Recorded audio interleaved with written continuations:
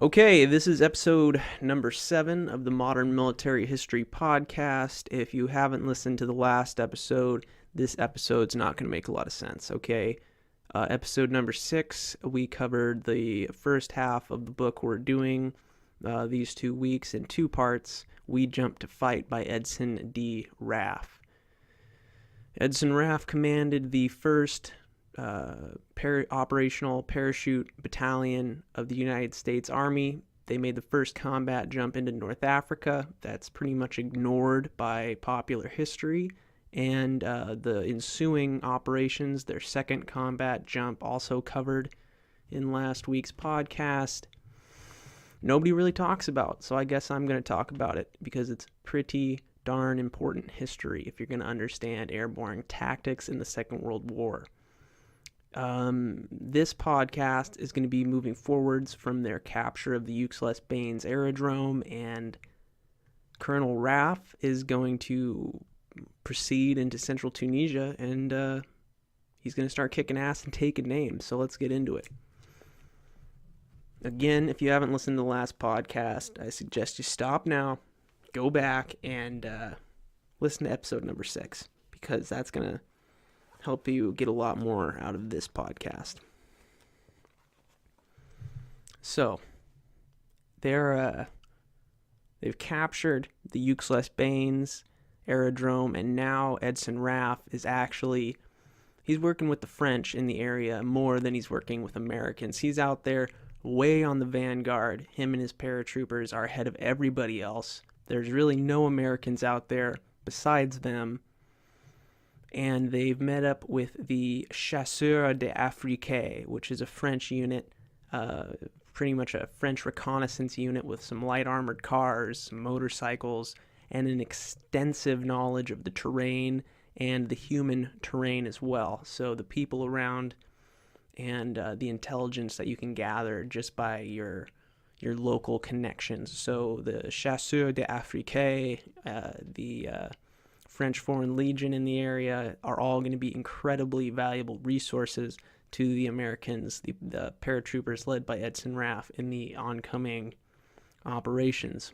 So with that background in mind, here's Edson Raff already looking to get after it and get after another objective. He's made 2 combat jumps, one with broken ribs, and he's not done. His thirst is not satiated, folks. So moving into the book.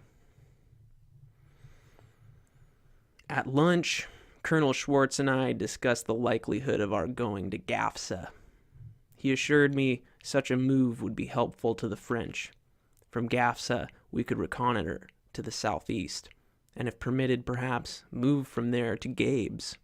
The idea of advancing to that Mediterranean port was infectious. In a day, everyone wanted to go there. The map showed a narrow passageway just south of Gabes between the mountains on the west and the sea on the east, across which we might dig in to delay reinforcements from Tripolitania reaching the Germans in the north. We knew, of course, that Rommel was on the run. By simple calculation, we estimated that in the coming week he could send detachments from his army's rearmost elements to Gabes. The fact was so evident, I resolved to ask permission to take some of my men to the port next day. So here he is, already looking to cut Tunisia in 2 with his limited resources and drive to the Mediterranean coast, which is firmly held by the Germans. And here they are realizing that this port of Gabes is currently unoccupied and is for the taking. So Raff's looking to get after it, even though he has basically no men under his command. Luckily for him, when he requests permission to go to the coast, this is what General Clark in Algiers says. "No, Raff, your mission is quite clear. A reconnaissance patrol forward to Gafsa would be all right. But don't, get this now, don't go 1 mile beyond Gafsa." So there's General Clark catching on Colonel Raff's excitement and telling him, you know what, you can reconnoiter to the vital crossroads of Gafsa on the way to the coast, but you can't go to the coast. You don't have enough men, you could get cut off, it's not a good idea. Lucky for Raff, somebody's holding the reins.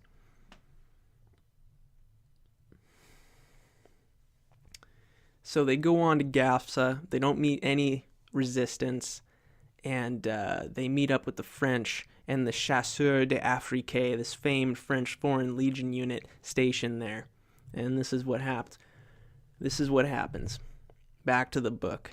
We weren't long in Gafsa before I learned that there was considerable difference of opinion between the French at Tebessa and the Chasseurs d'Afrique as to whether or not the latter would fight with us against the Axis. Commandant Demiao, yeah, Demiau, I don't know, any French speakers out there figure that one out. I'm going to say Demiau, insisted that his mission was one of reconnaissance, that he had orders not to fight under any circumstances and had no instructions concerning us. That, of course, was a blow. We had come to Gafsa expecting to have the full support of French troops there. Commandant Demiau was a man of great experience.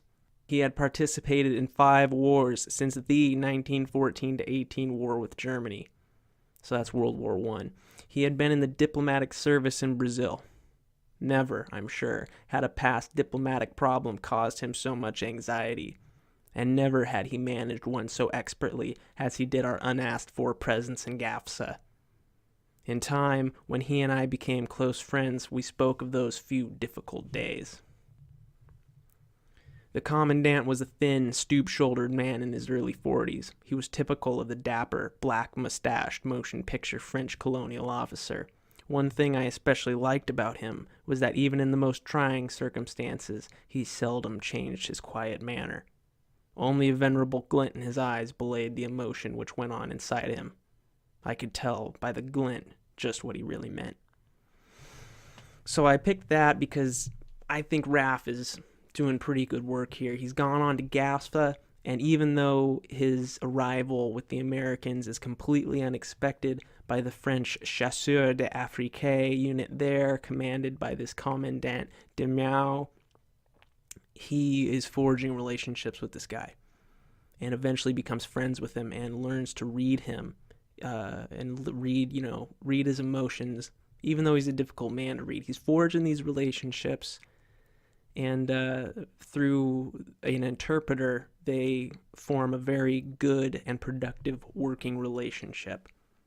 And I think in leadership of any kind, that is what leadership is. You're forming relationships, and the fact that Raff is able to do that across cultural and linguistic barriers is a testament to his tenacity as a leader. So moving on in the book, they're at Gafsa. They brought some more paratroopers in, but they're realizing that they are way ahead of the Americans, and it's just them and the French who are lightly armed. The Germans, even though the French under the Vichy government were working with the Germans up to this point, the Germans were pretty wary of the French and did not give them much ammunition or weapons or really anything. So they were kind of second rate in terms of armament. So Raff is realizing that they're out on a limb here and they need to do the maximum effort with what they have, even if the worst case scenario comes to pass and they have to retreat. So back to the book. We felt our small force could do much towards delaying the enemy. Plans were therefore made to slow up his advance towards Gafsa with every means in our power. In the execution of the plan, the paratroop demolition section proved very apt. The territory was so wide open that one paratrooper drove in a civilian car to the railroad running north from Gabe's, blew the tracks, and returned safely to Gafsa. Another party with explosives went on a special French train eastward to a point beyond Mezuna. There, a railroad bridge was partially destroyed. To my knowledge, no attempt was ever made by the enemy to repair the huge gap blown in that particular bridge. So, there you have it. These paratroopers who are trained in demolition as well are doing everything they can on a broad scope of initiative, it seems. Often just one guy in a car driving out to a bridge to blow it to prevent its use by the Germans. These guys are making the absolute most of their resources, of their training, and while they're there, they're doing everything they can to make maximum impact. So there you go. That's some pretty serious flexibility among these guys in winning the war and forwarding the objective of defeating the Germans and denying central Tunisia to their access. Moving ahead in the book, that night, when reporting further enemy developments to Algiers, I requested reinforcements, believing that our mission to hold Aix-les-Bains itself would be difficult against aggressive opposition such as the enemy could now offer. I had made a point of informing 1st Army headquarters, Allied Force headquarters, and French headquarters that it was my intention to withdraw from Gafsa to Tebessa if and when the situation warranted it. Each headquarters, in turn, agreed with me.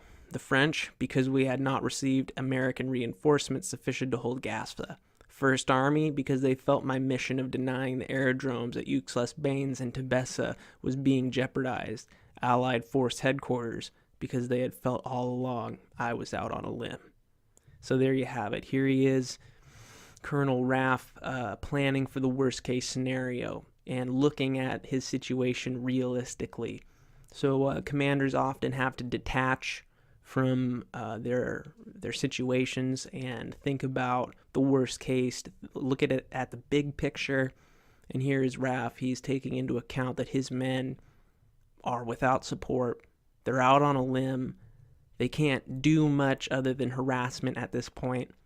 And if the Germans come at them with any kind of significant armored force or any significant kind of force at all, they're going to have to abandon this forward holding of Gafsa, which they went forward and reconnoitered and then occupied, and are now wreaking disruption and havoc from among the German lines.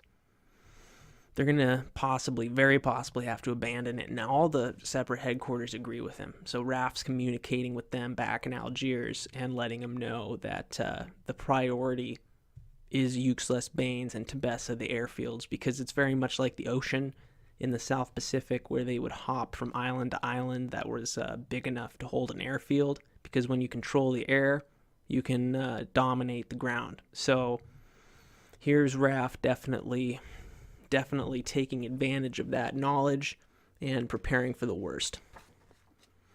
And sure enough, moving ahead in the book, at 3 a.m., Commandant de Meaux shook me. Turning to Johnny, his interpreter, he said, "Say we are going." It was a distinct surprise to me to learn that a decision had been made to withdraw. Commandant de Meaux explained that more detailed information had come in concerning the enemy force on the way from Cauran. It had many tanks, artillery, and infantry on trucks. Of course, if that were true, I knew we were in a fair position to be cut off. Without further conversation, I phoned the demolition men at the gasoline depot and gave them the order to blow. That was the prearranged signal for our withdrawal. So, like I said, Raff, all along, using his demolitions abilities with the paratroopers and their training, they rigged this 4,800-gallon tank of avgas at the small airfield by Gafsa with explosives, and they were going to deny that resource to the Germans if they had to retreat. So they blew that, and the ensuing firestorm was the signal to pull out. And pull out they did. They went back to Aix-les-Bains and Tebessa, where they made their second combat jump and regrouped. And luckily, they started getting some reinforcements and were thinking that they were able to go back to Gafsa very soon. So back to the book. This is a couple days later when they're back at Aix-les-Bains. About 11 o'clock the same morning of our return to Tebessa, I drove out to Aix-les-Bains. For the first time, I began to feel like a real estate agent who is developing a fast-selling piece of property. Uke's village and the field nearby had become beehives of activity. Colonel Thayer Olds had arrived from Algiers, bringing with him P-38 fighter planes. In addition, C-47 transport planes were on the aerodrome. Lo and behold, they had brought a company of infantry and a 37mm anti-tank platoon, complete with jeeps. Thus, and by air had come the reinforcements we were promised. It began to look as if, perhaps, we might knock on Gasfa's door next day. So Gasfa, this crossroads town on the way to the coast in central Tunisia, Raff pretty much independently and via his own initiative, developing relationships with the local French and in turn their impressive Arab-run intelligence networks and knowledge of the land. He realized that Gasfa was a key to central Tunisia.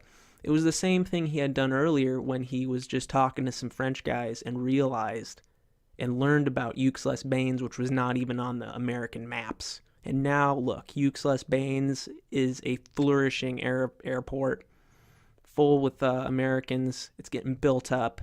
They're bringing in supplies all the time, and it's becoming itself a central key to the Tunisian battlefield. So here you see Colonel Raff taking the initiative. Or excuse me, he's not colonel yet. He's going to get promoted later on. But Lieutenant Colonel Raff here, he's taken the initiative, and he's actually forming the entire Tunisian campaign here, the Central Tunisian campaign, because of his initiative. Moving a little bit ahead in the book, at 2 p.m., French headquarters in Tebessa informed me that an American armored division had passed through Constantine the previous night, destined for Sfax. And that's an important port on the Mediterranean, the eastern coast of Tunisia. Back to the book. The news astonished me that no one had said anything about American armor descending on central Tunisia. We tried to ascertain the truth of the French statement. Considerable doubt still existed when, late that afternoon, American armor of half-track type steamed into Tebessa. Captain Gilbert Ellman, commanding Company B of the 701st Tank Destroyer Battalion, reported to me. He said that he had been sent to Tebessa to reinforce the parachute infantry there. From the first, Captain Ellman and his unit performed like veterans. With only minor experience behind the metal ran, the eager tank busters became the fightingest part of my swiftly growing force. Captain Ellman's fine leadership was mainly responsible for his unit's excellent morale. He was typical of all the leaders who, by accident perhaps, but I like to think more because of their desire to fight, were unit commanders in the so-called Tunisian Task Force. So here we have it. The Tunisian Task Force, which I mentioned in episode number 6 of the podcast, which Raff ends up commanding, is getting formed up. Due to the tactical foothold in central Tunisia, which is the airport at Aix-les-Bains, which Raff captured, jumped on with broken ribs. He went anyways. I'm just going to keep mentioning that because that's just so cool to me. So much guts there. Now, Company B of the 701st Tank Destroyer Battalion has reported to him, commanded by Captain Gilbert Ellman. And I want to take a second to describe what this Tank Destroyer Battalion is, because this is a very archaic tank destroyer type. You're probably thinking of actual armored vehicle tanks with turrets, with heavy cannons. These are half-tracks with 75mm howitzers loaded in the back. So these are open-top tank destroyers. They're mobile gun platforms with 75mm howitzers. They can fire armor-piercing, high-explosive. They can fire shrapnel rounds. They're not high-velocity cannons, but they still can pack a punch. And this is what the American Army actually landed. They started the war with when they thought this was going to cut the bill for tank destroyers. And fairly quickly, and we'll get into that later in the book, the open-top nature of these half-tracks and their lightly armored vehicle type made them pretty obsolete in going head-to-head with actual Panzer tanks. But in terms of packing a wallop and being employed effectively, they're better than nothing, and they are actually a pretty considerable asset to Edson Raff. So now he has his paratroopers, he's got the French, he's got the Chasseurs d'Afrique, he has attached artillery units to them, he has a 37mm anti-tank platoon that's been flown in by C-47 to US Baines, and now Company B of the 701st Tank Destroyer Battalion has reported to him. So he has a pretty sizable unit of armor and infantry at his disposal. So he's getting a pretty good little force set up here, and the Tunisian Task Force is soon what it is called. So, as I said earlier, it's through the local channels of the Arabs who are literally watching Germans move and then relaying that information by word of mouth to each other. That word is accurately passed through Tunisia. And the French have harnessed this. They've been there for decades. And now, since Edson Raff has formed relationships with the French commanders in the area, he's able to tap into that as well. However, it's not always as accurate as he would have liked. And I think this next coming selection is a really good example of Edson Raff being flexible and being intelligent and adept at learning how to use these channels, both in their good and negative aspects. Back to the book. By this time, I had learned to take reports from certain French civilians with a grain of salt. Their rumors I discounted entirely. It was often hard to determine just where sympathies lay, or if the informant were Vichy, collaborator, or out-and-out pro-Axis. Consequently, in this instance, I intended to take no action until statements were verified. About 3 o'clock that afternoon, a motorcycle from the French Gabes patrol rushed into Gafsa. One of our armored cars is in contact with enemy tanks. They are followed by trucks and approaching El Guitar, said the driver breathlessly. One tank has been knocked out. I simply couldn't believe it. El Guitar was only 12 miles from Gafsa. At that very moment, I received a personal plea from General Velvert, through his aide, to come with the whole force to Thalepta. Someone actually had seen enemy tanks at Thalepta. Tebessa will fall, said the aide, unless you come immediately. This, I thought, is the old pincer movement. So, giving a little background here, Raff had heard through rumors, which he didn't quite trust, that enemy armor was on its way from a German stronghold at Karian, a Arab holy city near the coast. And he sat on that information. He didn't quite react. And then the French approached. And the French came back from patrol and said that they're engaged with the enemy. There are enemy armor on the way, and the French commander is begging for American relief. And Raff is detaching. He's looking at the situation, and he's thinking, okay, I see what's happening. The Germans have realized this pretty tactically important foothold that they've gained, and they've sent a pincer movement of armor. And this is one part of the pincer that the French have engaged. So this is pretty great. This is pretty cool that Raff is identifying this tactical situation as it's developing. Back to the book. This, I thought, is the old pincer movement. There was only one decision to make. Despite the honest appeal of General Velvert's aide and his emotional plea in the name of French-American comradeship in arms, I ordered the tank destroyers and infantry to mount up. We were going, with all we had, to meet the enemy at El Guitar. So he's making the call. He's not going to go aid the French. He's actually going to go to El Guitar, which is where the other part of the pincer is striking. So he can meet the Germans and dull that part of the offense. He's keeping his command and his units together. He's not splitting them apart, and he's going to deal with the pincer attack one at a time. And it turns out to be pretty darn effective. He meets the Germans, and the tank destroyers take out some tanks and stop their advance, and then they are able to redeploy and stop the other part of the pincer movement and keep GAFSA safe.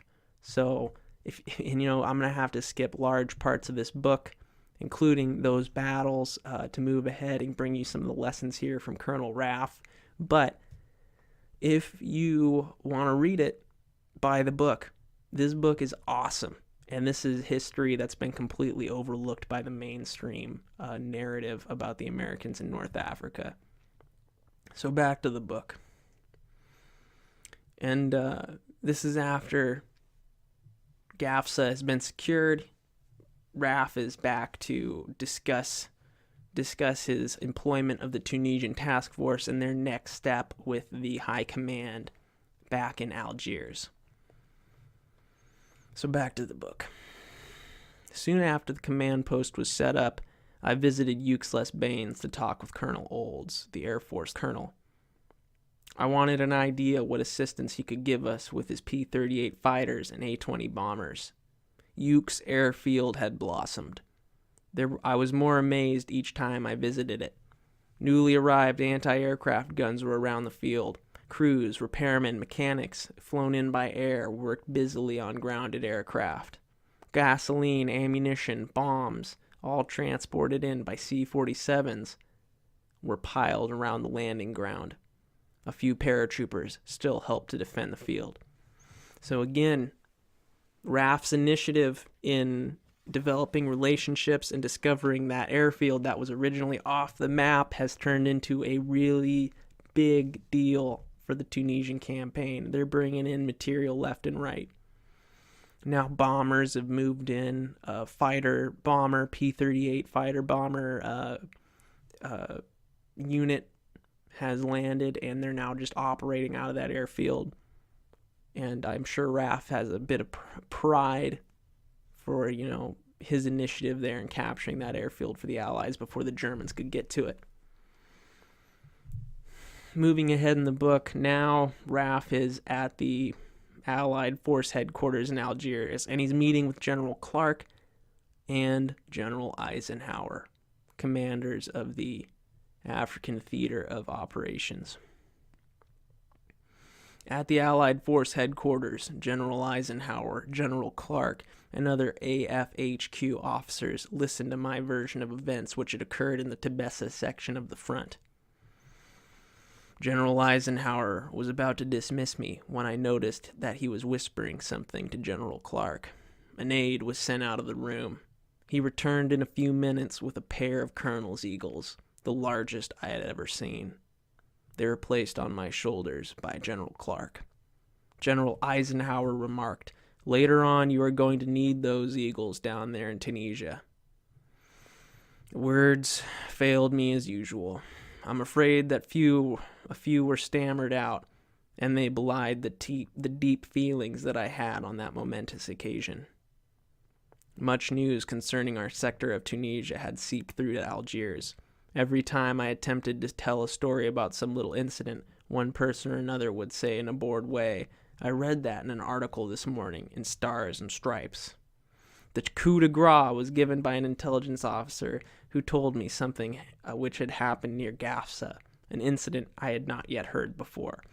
So his exploits and his fearless leadership in many ways and their ramifications on the Tunisian front are definitely filtering back to Allied headquarters, and he's just been promoted full bird colonel to lead the Tunisian task force in Tunisia, and General Eisenhower promoted him personally through General Clark putting those Eagles on his shoulders, and that's pretty cool. Not many paratroop officers can say that. And next is a little vignette from the book that I'd like to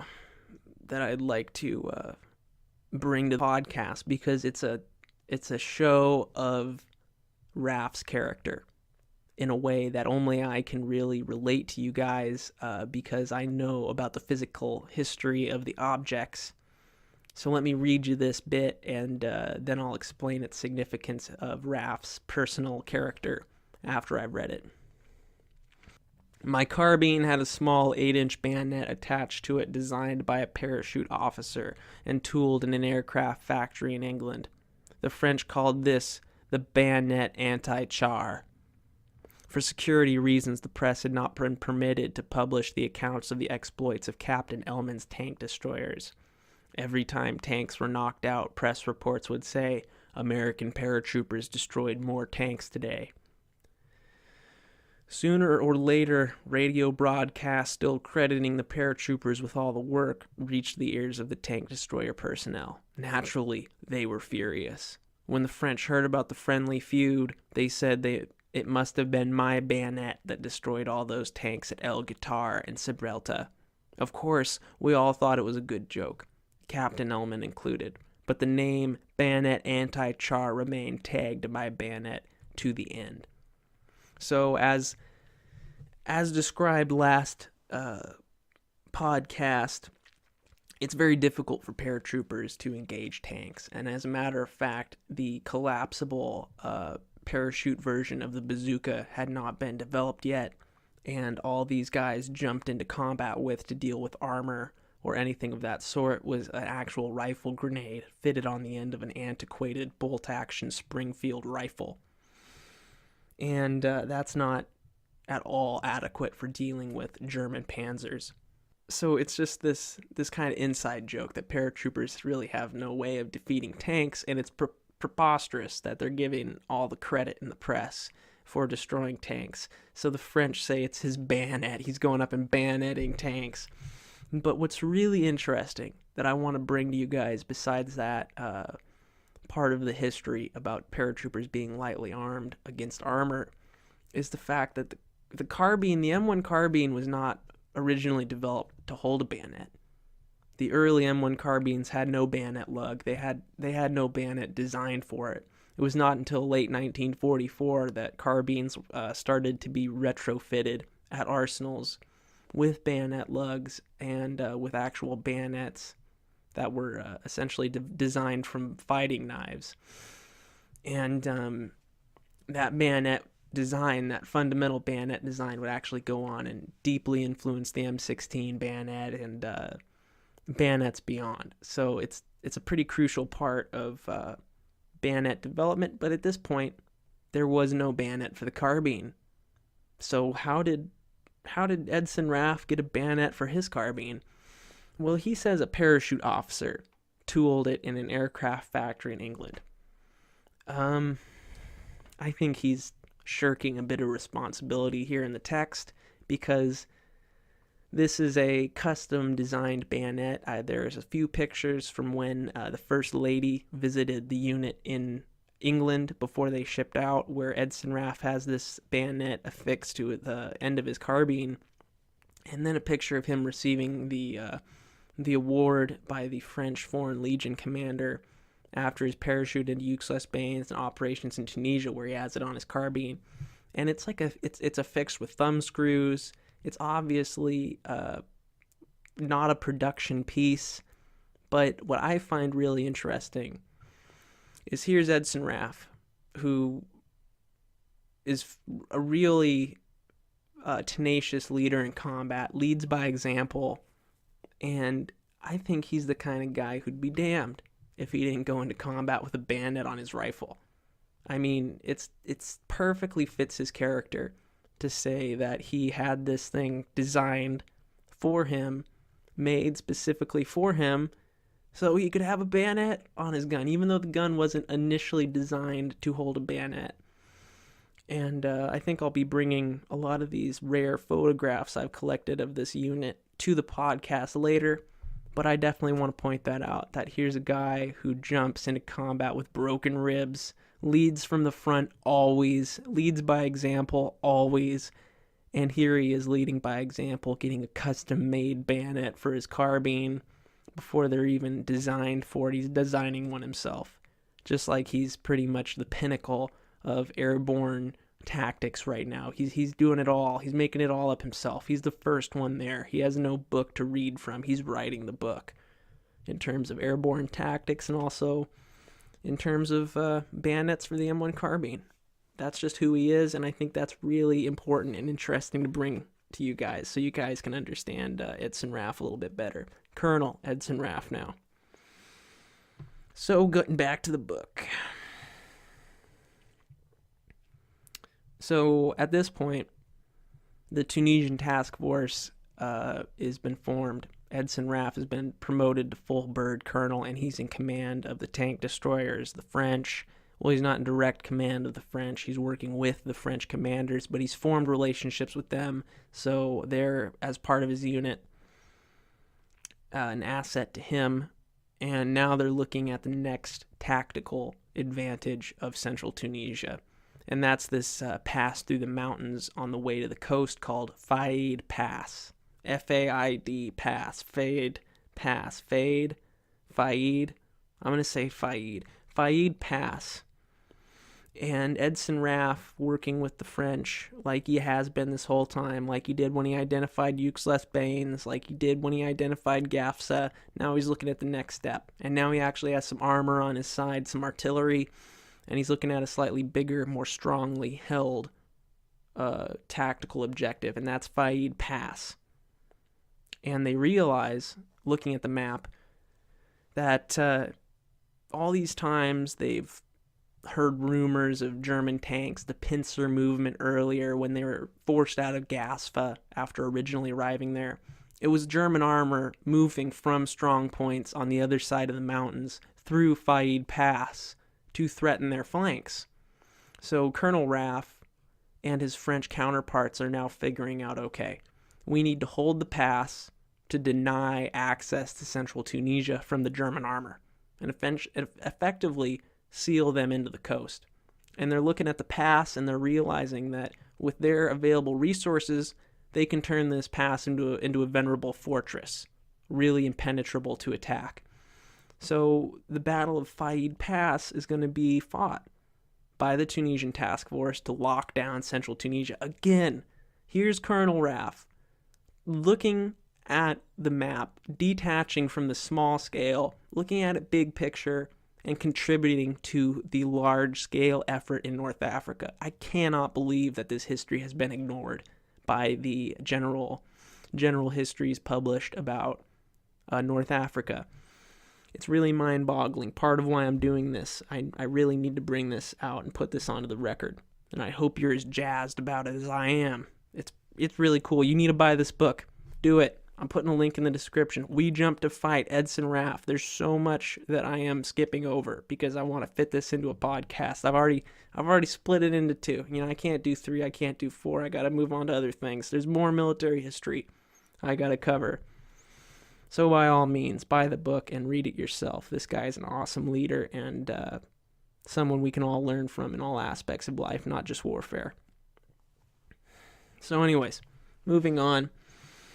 For many reasons, we felt quite confident of beating the Germans at Faid Pass quickly and decisively. The French, for one thing, had agreed to attach a company of Algerian tirailleurs, riflemen, to the force.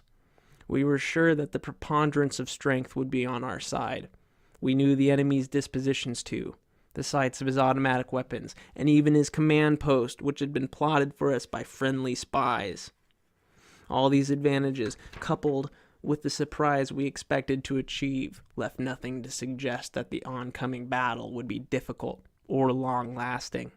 A lightning blow, and it would be over. So again, Raff's utilizing that local intelligence structure of spies to precisely plot out where the machine guns are, where the command post is even of the enemy. So they're getting prepared, and they have a preponderance of strength. Which, if you read Sun Tzu says in his Art of War, written before Christ was born, Sun Tzu says if you're attacking a defensive position, you need more than double the amount of men, just as a rule of thumb, to take it. So here's Raff using, just age-old concepts of fighting and applying those to modern combat. So back to the book. In the Battle of Faid Pass, the first day at least, only a few paratroopers were involved. This situation was the result of recommendations I had made to Allied Force Headquarters, urging the replacement of paratroopers with ground infantry. The recommendations had been made on my trip to Algiers. They were in accordance with the doctrine that it is uneconomical to use parachute troops as ground troops longer than 6 days. Already, the paratroopers had been at the front for 2 weeks. Heavy ground infantry with kitchens, bedding rolls, trucks, jeeps, and pup tents, to mention a few things, is more suitably equipped for long periods in battle or bivouac. When Colonel Bowen and his troops arrived, the same planes bringing him took out most of the paratroopers.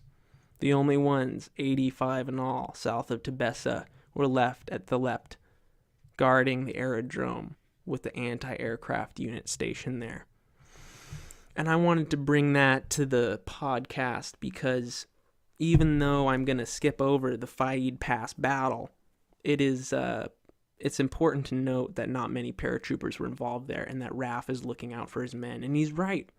It's highly uneconomical to use highly trained paratroopers. They're lightly equipped.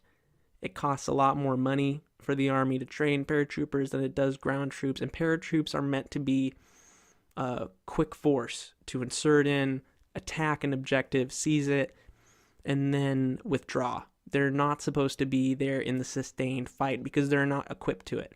Like I said, they don't have proper anti-tank weapons. They carry everything they need into battle via parachute, so they can't bring in bedding rolls. They can't bring in pup tents. They can't bring in kitchens. They can't bring in all these things that ground-pounding infantry just have. So Colonel Raff is looking out for his men, and I think that is great initiative. And he fights the Faid Pass battle. Again, I'm going to have to skip over that in the book here because it's just not going to be able to fit in, and there aren't many paratroopers involved. He fights those with infantry troops supplied to him through the chain of command as reinforcements. He has an infantry battalion attached to his tank destroyers, and he uses armor, he uses infantry, and he uses French artillery to devastating effect. And he uses fire and maneuver with the open-topped gun carriage 75mm tank destroyers to attack the Faid Pass. And I think that's it's really interesting to read how this paratroop colonel completely dominates the field of battle with not only infantry. It's not even parachute infantry as he's been training with. It's artillery. It's tanks. It's a combination of all of them. There's air power involved. There's aircraft from UX Baines strafing and providing air cover for the operation. So Colonel Raff is just killing it. He's getting after it. He's using multiple assets together. He's using decentralized command. He's encouraging the French to fight for their morale, as well as for tactical use, because the French had been defeated in 1940 and subjugated to German occupation. He wanted the French, and he says this in the book, he specifically wants them to take part in whipping ass on the Germans because of morale reasons. So again, Raff is just doing great work as a commander, as a leader, great leadership. So they take Faid Pass. And the French are left occupying it with their artillery. The Americans pull back, and the Tunisian task force is essentially disbanded. And the paratroopers are sent to rest and refit, prepare for their next airborne operation when it comes. And again, I'm skipping over a bit of the book here, but at the end of the book, after all this has been relayed, Colonel Raff relates some of the lessons he has learned from leadership here in Tunisia with the Tunisian task force and before.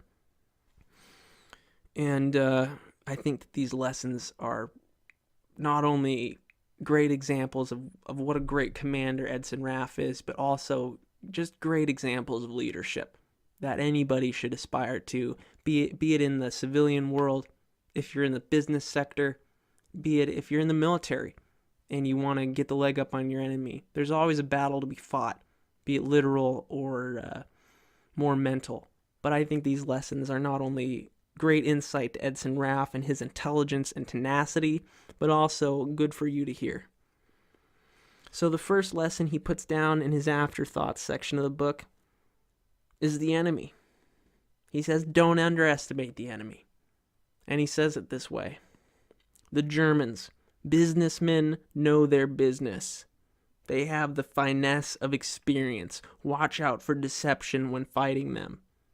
To try the same ruse twice against them is fooling yourself. A possum game they love to play will cause you to underestimate their strength. And that's incredible. Okay, I'm getting excited here because Faid Pass, the place that Raff identified as the tactical linchpin to central Tunisia, that's where the Germans strike. And they strike there and lead to the Kasserine Pass debacle, which is heavily talked about in the history of the North African campaign, and it's generally relayed as a massive failing of inexperienced U.S. troops and they underestimated the Germans. And they did this by falling for a German ruse. Edson Raff says the possum game they love to play will cause you to underestimate their strength. At Kasserine Pass, in early 1943, November of 1943, 2 months after the February actions of the Tunisian task force, the Germans they do a feint. They know that Faid Pass is necessary to sweep around the flank of the Americans, pushing on them on the coast in Tunisia. So what they do is they draw out the American armor, and they play this possum game that Raff notes and advises against here. And these Germans, they pull the American armor out, and then they unleash on them with 88 millimeter anti-tank guns and just demolish an American armored unit. And then that opens the door to taking Faid Pass. The Germans roll through the French positions. The Americans underestimate them. They underestimate the tactical importance of Faid Pass. They leave it lightly defended by the French with their artillery, which is a mistake, something Raff would not have done. But Raff wasn't in charge at this point. The Tunisian task force had been disbanded, and then the Germans roll through Faid Pass with their armor after playing this possum game and drawing the Americans out. And it leads to the Kasserine Pass debacle that has been widely written about as one of the greatest failings of the U.S. military in World War II. And, if they listened to Edson Raff, maybe things would have been different. That being said, this was a look at We Jump to Fight, the personal autobiography of the unit's first and most tenacious commander, Edson D. Raff, and the unit's underwritten about exploits in North Africa, Tunisia, Algeria, and how they were really handing it to the Germans in a way that has been completely forgotten by modern history. And the modern historians just focus on Kasserine Pass and what a failure it was. Little do they mention the incredible heroism and unit cohesion, cooperation, and initiative exemplified and executed by Edson Raff's Tunisian task force earlier on, months before Kasserine Pass. I hope you've learned something. I always enjoy looking at this book. I'm putting a link in the description. Go ahead and buy it, read it, and bring as many lessons as you personally can from it to your own library. This has been the Modern Military History Podcast, episode number 7. Next week, we're bringing something equally interesting to you, and I look forward to it. This has been Andy. Thanks for listening, and thank you for your support.